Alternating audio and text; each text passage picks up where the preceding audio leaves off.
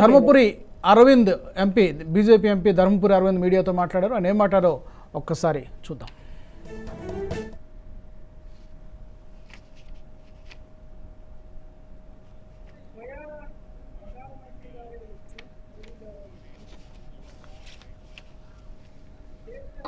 ఈ వర్గాలన్నీ కూడా పెద్ద ఎత్తున నరేంద్ర మోడీ గారికి భారతీయ జనతా పార్టీకి ఆశీర్వదించినట్టుగా తెలుస్తా ఉంది.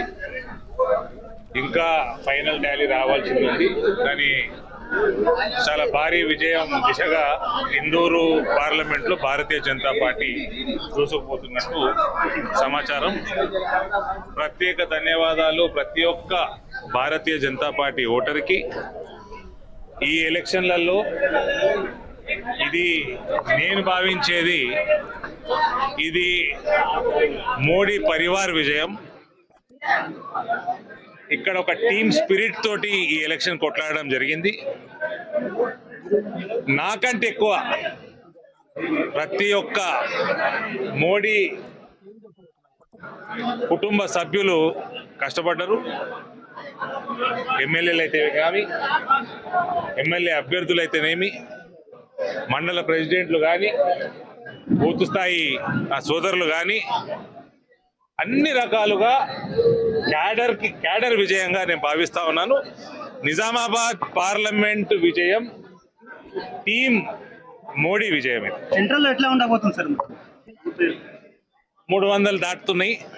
అనుకున్న దానికంటే 40-50 స్థానాలు తక్కువగా వస్తూ ఉన్నాయి, కానీ ఇంకా ఫైనల్ టాలీస్ రావాలా. మరోసారి నరేంద్ర మోడీ గారు పెద్ద మెజార్టీ తోటి 300 పై చిలుకుతోటి ఎన్డీఏ ప్రభుత్వం ఏర్పాటు చేస్తూ ఉంది. కాబట్టి ఇది దేశవ్యాప్తంగా సంతోషం. భారతీయ జనతా పార్టీ ప్రతి కార్యకర్త సెలబ్రేట్ చేసుకోవాల్సిన సమయం. కేంద్ర కేబినెట్ లో మీకు భర్తీ ఉండబోతుందని ప్రచారం జరుగుతుంది, ఎట్లా ఉంటుంది?